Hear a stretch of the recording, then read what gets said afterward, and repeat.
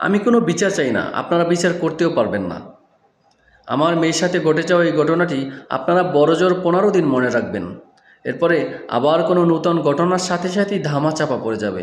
বলছিলাম, দর্শনের পরে হত্যার শিকার হওয়া পল্লবীর সেই ফুটফুটে ছোট্ট শিশু রামিসার বাবার কথা।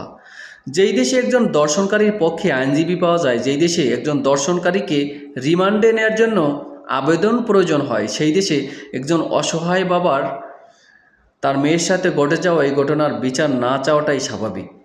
এমন আইনের প্রতি আমাদের বিশ্বাস নেই, যেই আইন আমাদেরকে আশ্বাস দিয়ে বছরের পর বছর বাহানা করে। No time for drama.